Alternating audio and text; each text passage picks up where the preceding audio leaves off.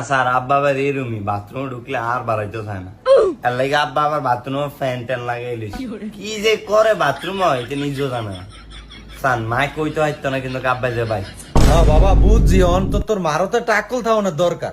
আমি daily daily কিস্তি টিয়া লিগে আহন লাগে। আফা একটু জানতো জান গিয়া বাইরে লইন গিয়া জান।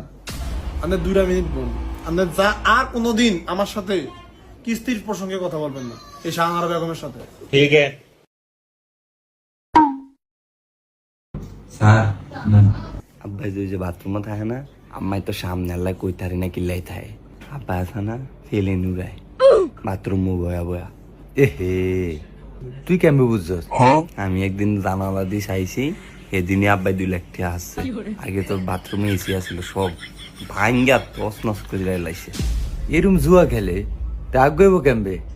না আগুয়ে যাইতো মনে করেন বড় বড় 2-3টা টাইম পাইলে আমাকে সংসার যুদ্ধের